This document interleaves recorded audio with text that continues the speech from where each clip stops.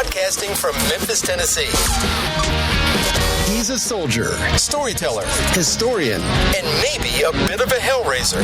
Click, listen, and enjoy. It's Dave Carter on the Ricochet Audio Network.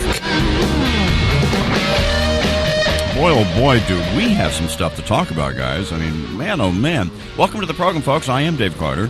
It's a pleasure and it's an honor to have you here.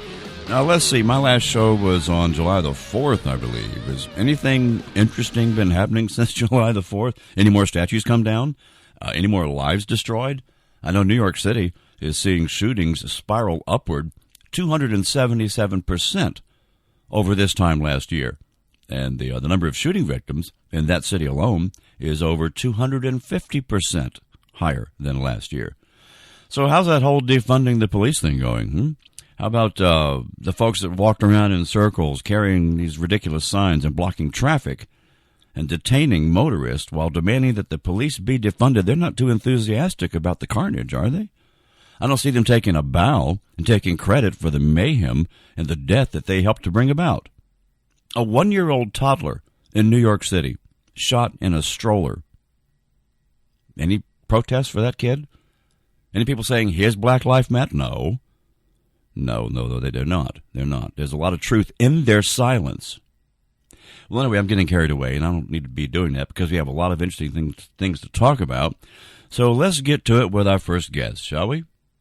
Jason Whitlock is a contributor at Outkick.com, and odds are that you've seen him on ESPN, where he was a sports writer and could be seen on Pardon the Interruption or The Sports Writers Outside the Lines, among other programs.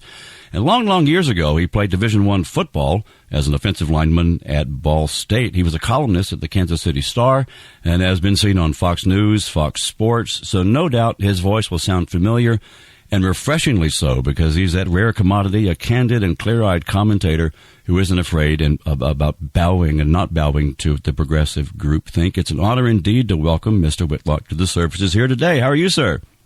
Great. How are you? Thanks for having me. Thank you. It's an honor. And thanks so much for being willing to chat with us for a little bit. Now, you published a piece a little over a week ago titled, "What to the Intelligent is Colin Kaepernick? A Fraud?"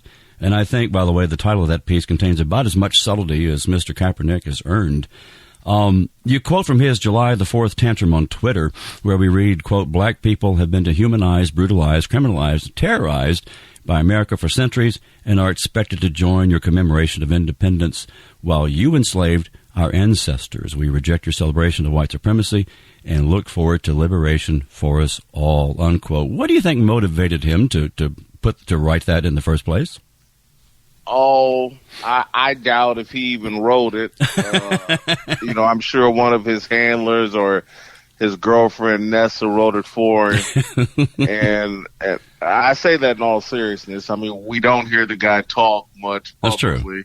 Yeah. And so I think, Kaepernick's a useful idiot for the Black Lives Matter Marxist movement and, I don't think he believes half the stuff that is attributed to him, but his girlfriend Nessa certainly does, and the people that have the Nike and the people that have their hooks at him believe that and want him occupying that space of, the smearing of America and the distorting of America's history and just framing America as inherently, unabashedly, unapologetically racist.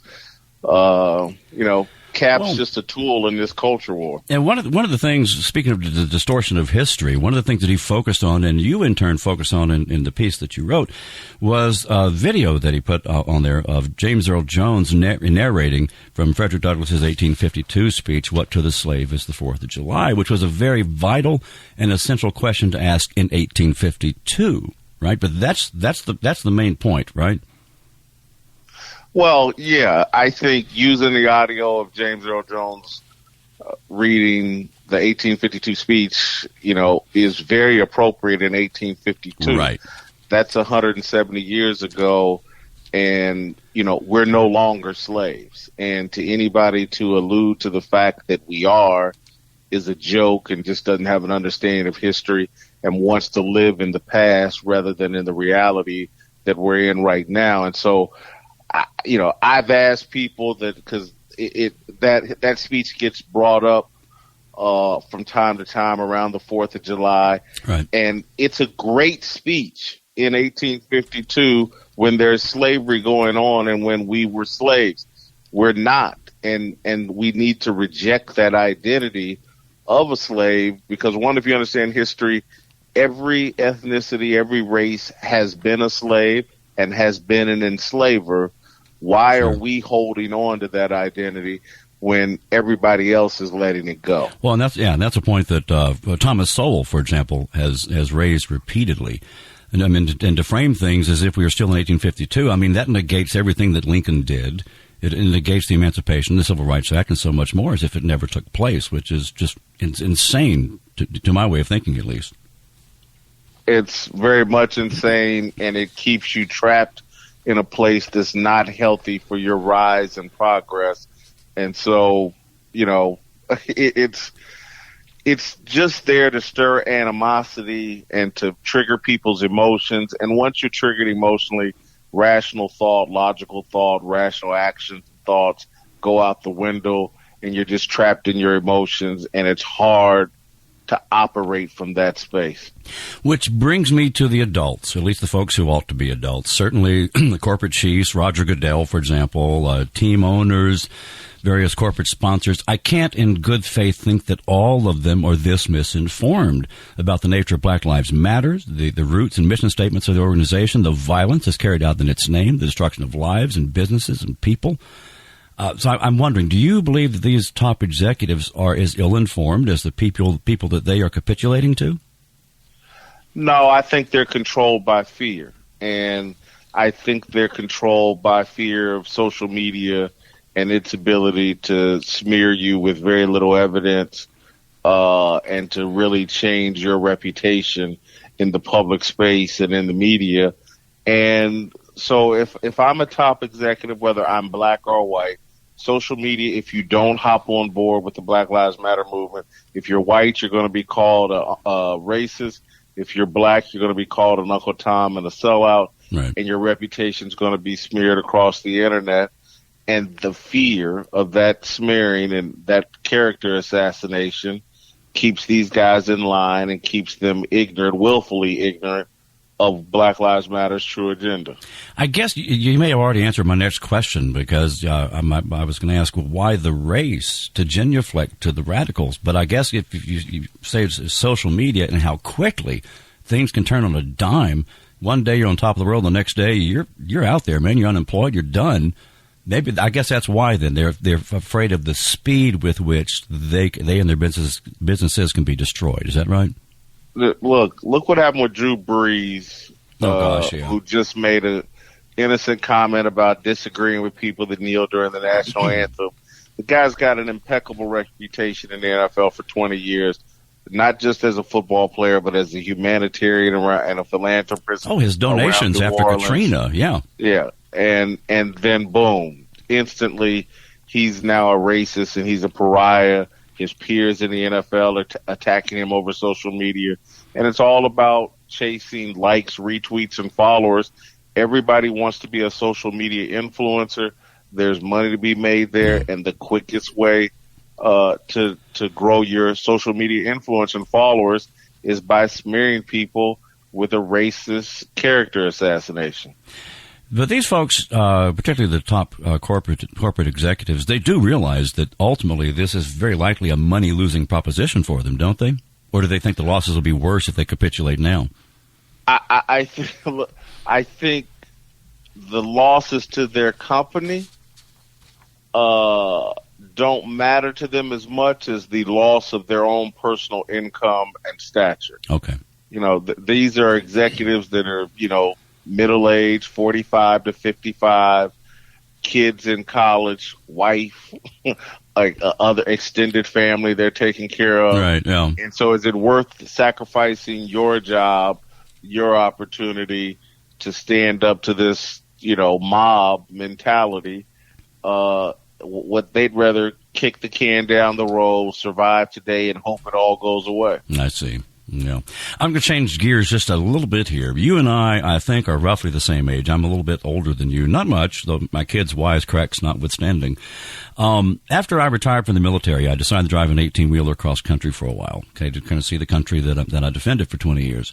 And one of the sadder things that I noticed was that in most of the cities that I went through, the street that was named after Dr. Martin Luther King Jr., tragically, tended to be one of the more violent streets in the majority of the cities through which I drove. And I've often wondered what he would make of that, or for that matter, I've wondered what he would make of Black Lives Matter, if he would even recognize his teachings in that group. And conversely, I was wondering, what would Black Lives Matter, what would their reaction be to him if Dr. King were still with us today? Have you have any thoughts on that, on how things might go if he were still with us? Well, I think the assassination of Dr. King is one of the reasons, and I would throw in the assassination of John F. Kennedy, is one of the main reasons why leadership is so poor in America. The events, the turbulence of the 1960s and the change during the 1960s really changed America and really changed the kind of people that raised their hand for leadership responsibility.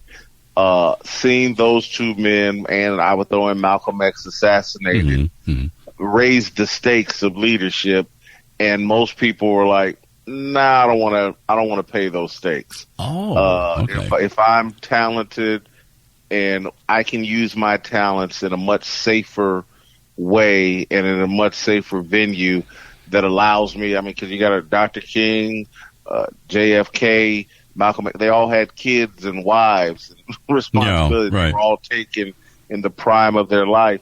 And so I think that watered down leadership in America is why we have a leadership crisis, 50 years, 60 years after their deaths. And unfortunately, the problem doesn't go away. You kick the can down the road, as you mentioned, and it's just going to get worse as it has now.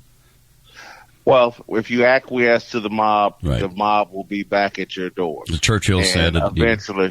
Eventually, the same people that are supporting the mob, one of my favorite Churchill quotes is, you feed the alligator, all you're assuring is you're the last to get eaten by the alligator. Exactly. But you're going to get eaten by the alligator. And then we end up with, which it's a questionable deal, but the 153 or so people that signed the letter on Harper's, many of them leftist intellectuals are saying, hang on, gang, we're going a little too far here. But they helped create this issue to begin with. I think they helped create it, and I think the letter helped perpetuate it. Yeah, because that's true. It took a lot of shots at conservatives. And again, I'm not involved in politics. I've never voted. I don't have a political identity. I just call them as I see them. Sure. And the demonization of the right was still in there when they needed to be forming a coalition with conservatives that we can cooperate with each other and protect this great nation that's been good to all of us. But we just don't seem to be able to do that. We have to protect our turf and we have to demonize the other side. And so I know some of the people that signed that letter. It's something that had I been asked, and I certainly wouldn't have been asked, but had I been asked, and after reading the letter, no way I would have put my name on that. Yeah, because there's like you said, a lot of hit and runs there, which do nothing except add more gasoline to the fire. Well, last question, and I'm sorry, did you have something else? I'm sorry. No, I was going to say I need to get going to another interview. Go ahead. Okay, well, my last question is, how are things over at Outkick? You enjoying it? Outkick is great. Going into partnership with Clay Travis has been a great move. I enjoy the freedom. I enjoy being an owner where I don't have to sit around and worry about whether Twitter comes after me based on what I say. Right. As long as I approve of the message, we're all good. Good. So I would invite people to come join us over at Outkick. We're trying to be a last bastion of free speech and honesty and independent thought. Well, thank you for being a strong advocate of honest thought and free speech, and thank you for being on the program today. I really appreciate it. Thank you. No problem. Folks, if you like what you just heard from Jason Whitlock, you should consider becoming an Outkick VIP. For just $99 a year, you get exclusive access to Clay Travis' national radio show and the events Clay and Jason sponsor. Outkick.com is the fearless and authentic voice of sports fans nationwide. That's Jason Whitlock on The Dave Carter Show. Because Western civilization should be celebrated, not purged. It's Dave Carter on Ricochet.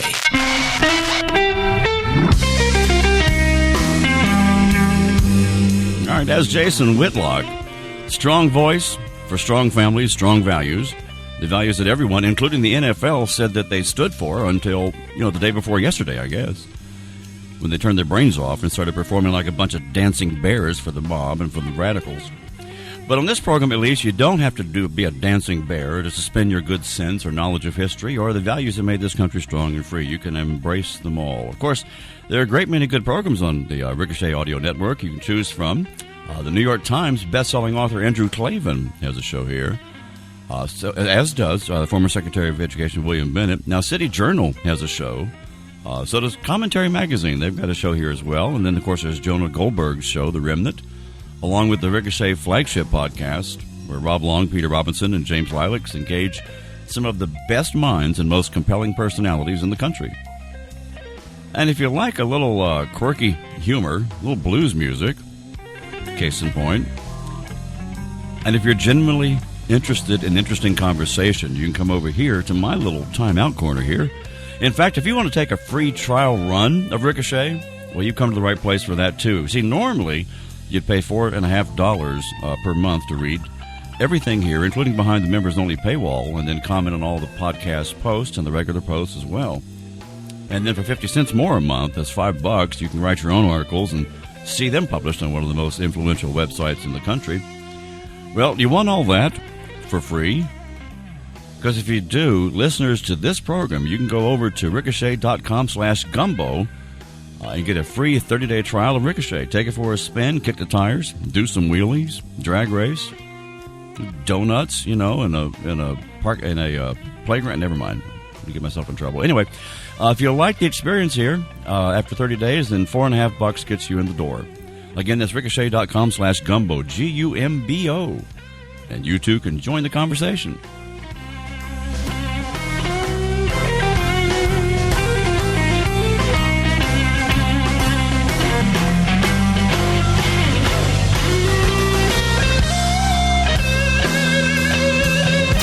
Today's topics and the people you want to hear on The Dave Carter Show.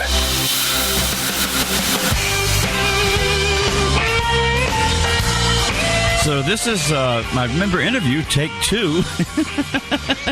We tried a minute ago and I forgot to hit the record button. But every now and then, folks, an article of Ricochet will so grab my attention that I've just got to talk to the author, which is exactly what happened here with Ricochet member Jenna Stalker.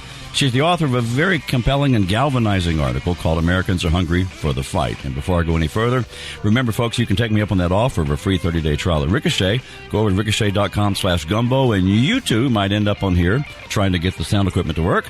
And we can talk about your articles or whatever it is that jumps out and gets people's attention. Now, when my guest, Jenna Stalker, finished her work at the University of Minnesota, she did 1 year of law school and then said, no, I don't think I'm going to do that. She regained her good sense and went off to become a researcher at the Center for Security Policy in Washington, D.C., before going into the Marine Corps, where she served as a Marine Corps officer at Quantico. Unhappily, there was a training accident in which she was injured, so she returned home, where she enjoys life with her husband, who is also a veteran, and their 4 dogs, which I can't even think about without becoming very overwhelmed. The good news to the rest of us is that she now has some time to write for Ricochet, most recently her piece, Americans Are Hungry for the Fight. And it's a real treat and an honor to welcome her to the program. Good morning, Jenna. Good morning, Mr. Carter. It's wonderful to see you again. I haven't talked to you in like 2 minutes before I forgot to hit the record button. We're best friends now. Right, yeah. We're all family friends. We're going to be trading Christmas cards and all kinds of things. And so what I want to do very briefly, I'm going to quote from your article, and then I want to ask you some questions, if I may. Okay. You write, America's enemies are my enemies. We are in this fight against people who would rather destroy a statue of Frederick Douglass than listen to his words that became a defining moment in the fight to end slavery. This is a blatant example of erasing history to cast it in the darkness of evil from which there can be no comparison. The present is oppressive. The past is privilege, unquote. I gather that your assessment of these entitled little monsters that are running around tearing stuff up is pretty well in sync with my own, especially when as you say, they would rather tear down Frederick Douglass than read him. So from a macro level, 30,000 feet or more, what do you think these people are trying to achieve by all this destruction, and why do you think they're trying to achieve it? Well, I think it, first off, just kind of comes down to instilling a sense of chaos, where you break down the institutions of society. Okay. First of all, I think people have really lost touch with, you break down of traditional organized religion. There's a government that seems to have two tiers of justice, not necessarily left right, but right. The rulers and the ruling class and the ruled. And then you have a vacuum of strong leadership, and it affords an opportunity for an organization like a Black Lives Matter right. To come in and say, all right, well, enough of this. Everything is going to be racist now. So if we break down, tear down statues, our history, what it really means to America, there's nothing to really compare to. So if we don't know what true oppression is, even in America or around the world, then you can just claim that, well, oppression is now.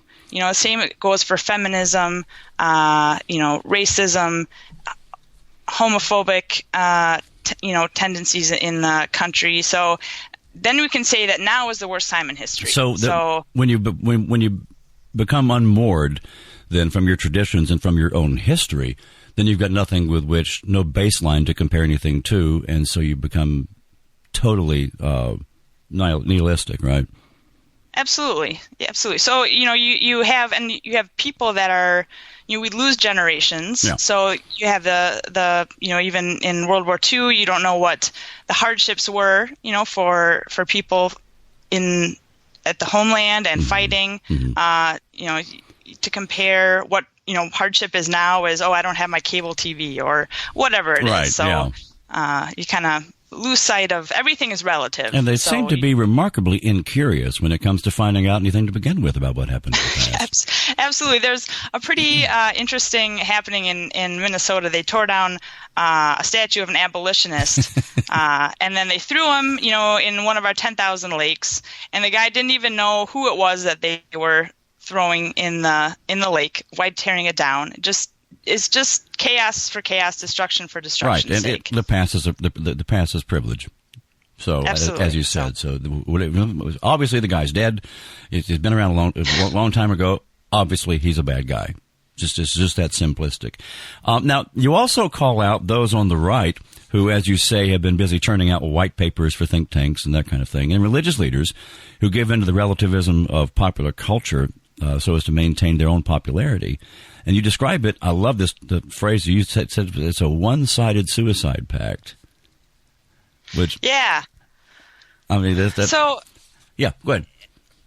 Yeah, so it's thinking that, if we give a little bit away of our, strict adherence to a moral authority, to God in the church, to the Bible, if we give an inch here, maybe we'll get more people to our side and convince them that we're not so bad, that we're not really bigots. But those people are never going to come to church anyways. They just want to claim another. Well, I don't want to say scalp, I guess. A head on a pike. I don't know. Is that going to get me canceled? No, it might. Nothing won't get you canceled at this point. Oh yeah, that's true. That's true. So I mean, it's. I guess what I was saying was, if it's kind of like Churchill, right? When he talked about appeasers who give a little bit at a time to the crocodile, hoping that the crocodile will eat them last.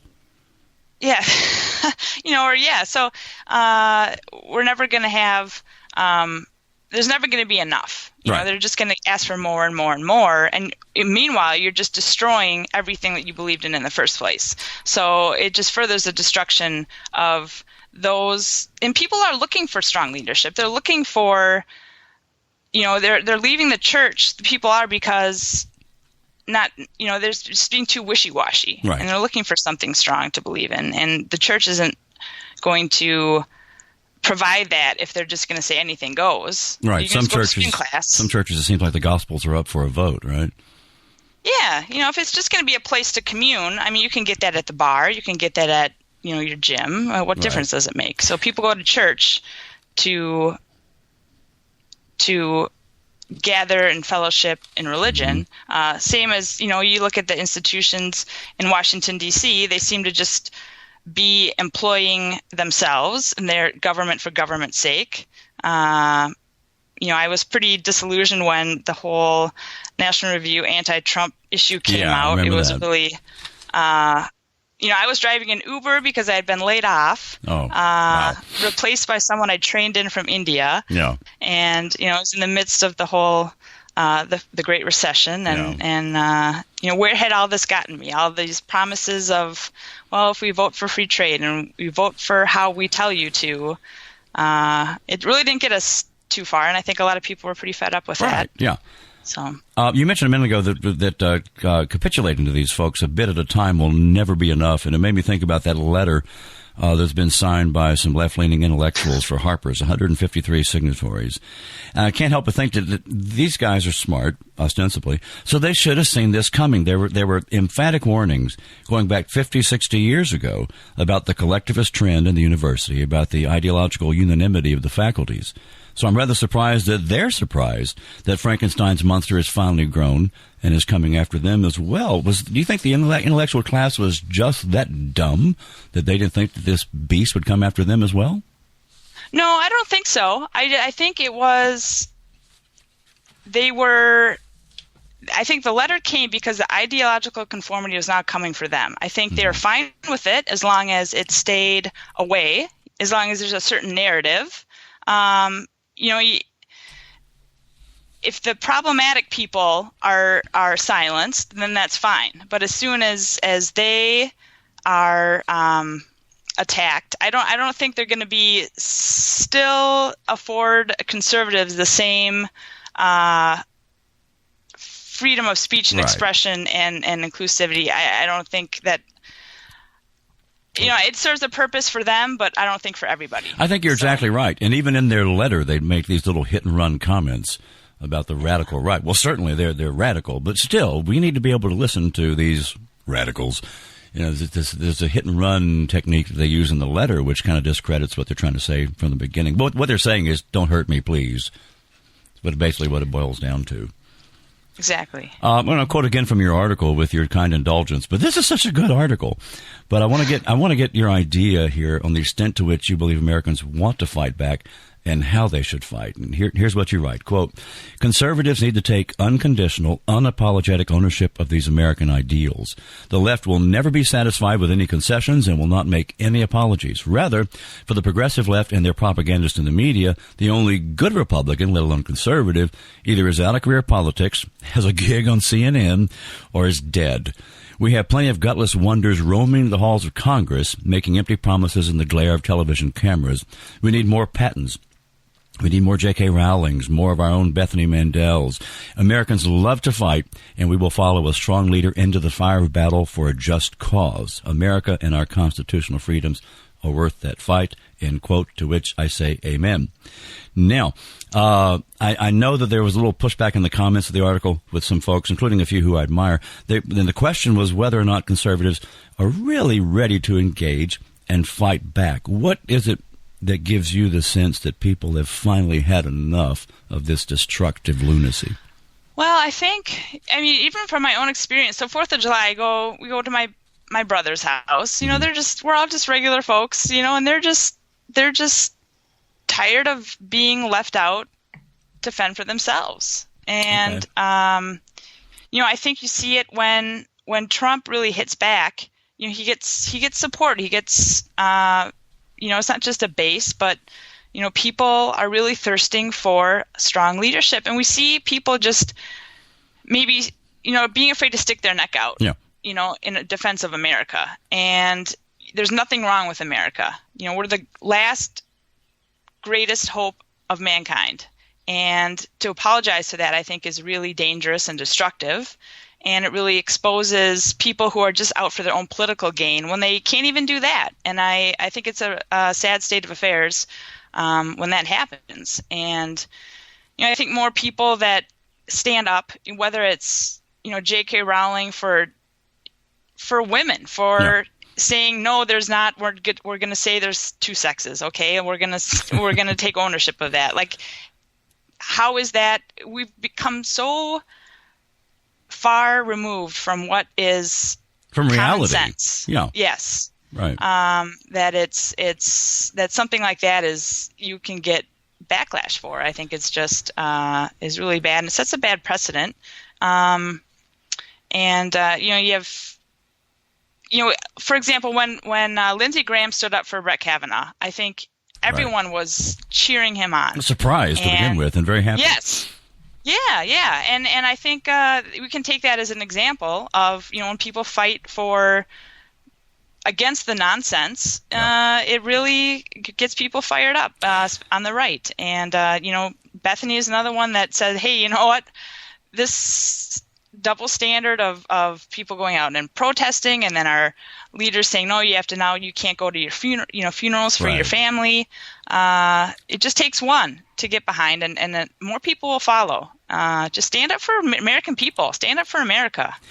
When it comes to fighting back, I agree with everything you're saying, by the way. But when it comes to fighting back, excuse me, what form are you suggesting that the fight ought to take? Are you talking about the voting booth, counter demonstrations, neighborhood protection in those areas where the police have stepped back, for example, or some combination of all of the above? Yeah, I think all of the above. So, it's obviously voting is our right, and encourage everyone to do that. Mm-hmm. And in terms of, at least here in Minneapolis, so we have a governor and a mayor who let our 3rd precinct burn to the ground, abandoned it. We've had crime rates are rising exponentially every day since the riots. We have a lady, her name is Lisa Clemens, and she runs an organization called A Mother's Love here in Minneapolis. It's a community advocacy. She does not want she's a black lady. She does not want the police to abandon their posts. She doesn't want the city council to disband the police. She's for police reform, and this is how it started. I think police reform is just cause, and it was hijacked by people that saw an opportunity to take all the chips, and so supporting a lady like her, an organization like her, is a good way to tell our local leaders that, hey, we're not gonna stand for this. Go to our public school meetings, where North Minneapolis here, North High, has an abysmal graduation rate, and it's in a part of town that's not very good. And they tried to expand the boundaries to include some more affluent neighborhoods, and those people aren't going to send their kids to North High. They're going to go to the private schools like Blake and Breck. So I think we need to fight back. Go to school board meetings. Know what your kids are being taught in school, or what they aren't being taught in school. Yeah, that is so important. Forgive me for interrupting, but I mean that's a crucial point, because when you don't know what they're being taught and they end up being indoctrinated in collectivist nonsense, what you see right now is the fruit of that, is the result of that. So the time to get involved is early on, and don't let other people educate your kids out of common sense and good reason. Yeah, and stand firm. I think a lot of what we see, even when I went to college, which seems like 2 lifetimes ago, at the University of Minnesota, I was part of a little tiny group. We were called the Campus Conservatives. We were it was tiny go, right? Yeah. We were sort of like the Sandlot crew to the College Republicans Little Leaguers. We were just a ragtag rabble rousers who brought in all kinds of speakers and caused trouble, and the women's group with hated us as every other student group did. But, that's how you keep your kids from getting indoctrinated in college. And, we were taught all kinds of crazy stuff that in American history classes I took. And I can only imagine how it is now. Well, so little groups of ragtag rabble-rousers can do remarkable things, as we're reminded every 4th of July, right? Absolutely. Now, how was it that you found Ricochet? You've been with us, a little over 2 years? Am I seeing right? February of 2018, I think, is when you joined. How'd you find the place? Well, it was, I followed Bethany on Twitter, and she suggested I write a piece for Ricochet on the Second Amendment. It was back when gun control was kind of the issue of the day, which it seems to come around again. Record gun sales now, and so I decided to join. I don't know. I used to write a little bit when I was back in college, and got away from it through all sorts of crazy life twists and turns. Life happens, yeah. Yes. You're a fairly prolific writer on Ricochet, which I'm very happy about. You've written on campus intolerance, for example, a really nice piece called The Space Between 9/11 and Zero. And there was the view of Minneapolis immediately following the riots that you wrote about, and many more articles. What keeps you coming back to write and engage over on Ricochet? I really enjoy the discussions that start there. I think everyone has... whether it's positive comments or constructive criticism, it's a polite, it really advances ideas, and I think that's what we need more of. So I think the marketplace of ideas is a way of shaking things out, and the best rise to the top, and that's what you can write something, and then someone will see something different in there that you've written or someone else has written. You're like, oh, I didn't even think about that before. And it really is a font of great people, and I'm lucky to be there. I'm very thankful. Have you been to any of the Ricochet meetups yet? No, I have not. You've got to give that a try. I feel a little isolated in Minnesota, but I know that you had someone. I'm learning about all these people in Minnesota that is just so eye-opening. Randy Wydova. Did I get that right? Yeah, yes, you said it right. I said it right. He worked with me because up until the time that I had him on the show, I met him at a Ricochet meetup in Nashville, and I knew him as Randy. That's it, Randy. I knew he had a last name and that it looked like something that came up in the alphabet soup. I had no idea how to pronounce it, so I left it alone. So when I finally interviewed him, oh, God, I've got to pronounce his last name. So he coached me, right? He coached me. And so the first time I said it, I screwed it up right off the bat. See, he doesn't have a good Scandinavian name like Johnson or Anderson. I tell you what, the meetups, back when I was driving an 18-wheel all over the place, the meetups were fantastic. Well, they still are. I had the advantage of being able to tell the dispatcher, look, I need to be in Seattle. We're having a meetup. And they would get me there, So it was really a cool thing to be able to travel all over the country and meet these folks. Which I'm totally jealous of, because when I was a kid, we never went to Disney. We didn't have very much money, so we took road trips in a pink conversion van. We saw all the national parks and the monuments, and I think that's one of the greatest young education tools that you can give somebody. So get out there, see America. I think that's a place that people can start, because not everywhere is like the place you live. Right. It's a big country, and there's all kinds of different folks, and the food and the accents. It's amazing. The only thing, my daughter went on the road with me a few times in the 18-wheeler, and she wanted to go through St. Louis. So we drove right through downtown on the interstate. She said, there's the arch. I said, yeah. She said, let's go. I said, take a picture. We have to keep going. Number one, they don't have truck parking, and number two, we have to be in Buffalo tonight. So, oh my goodness. But you can see it, and you can wave, and you can keep driving. So it's better to go in a camper or a car, something like that. Yeah. Then you actually stop places. Yeah. Well, it has been a treat. I'm so glad that, number one, I'm glad that you're here on Ricochet, and I'm glad you stopped in to talk with us for a little bit today. Well, thank you for accommodating my novice and nerves. I appreciate it, especially from a professional like you. So it's an amazing experience. If I'm so professional, why didn't I record the first time we did this? And we had to go back and start over again. Well, I think you're just trying to make me feel better. I think that's what it was. No, well, okay, we'll go with that. That soothes my ego a little bit. We'll go with that. All righty. Well, thank you again. You please stay safe over there, and let us hear a lot more from you. Thank you very much. All right. Take care, folks. That's Ricochet member Jenna Stalker on the Dave Carter program.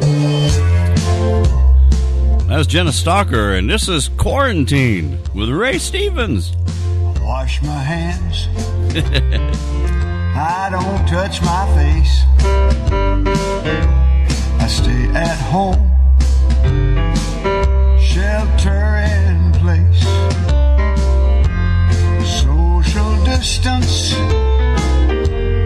Don't go to work. I'll wear a mask and gloves. Stay away from church. Yeah. I avoid old folks. And should I sneeze, I do it in my elbow or up my sleeve. Yuck. 6 feet apart. That is the rule. And I pray for the day the kids can go back to school. Right. I'm washing my hands like a raccoon with OCD. I've watched Hulu, Roku, Netflix, PBS, and the BBC. I've taken down all my mirrors, and I'm sick of what I see. 2 more weeks of quarantine will be the death of me. The death of me. I risk a trip to the grocery store to buy TP and a few things more. But when I get there, all I can find is 16 honey buns and some Mad Dog wine. I'm washing my hands like a raccoon with OCD. I've watched Hulu, Roku, Netflix, PBS, and the BBC. Oh, some honey buns now. I've taken down all my mirrors, 'cause I'm sick of what I see. Yeah, 2 more weeks of this quarantine's gonna be the death of me. Because some people just need a pat on the head with a hammer. Dave Carter on Ricochet. Oh, no. It's not even 10 o'clock in the morning, and suddenly I have a hankering for some honey buns and some Mad Dog wine. I wonder if honey buns are good with whiskey.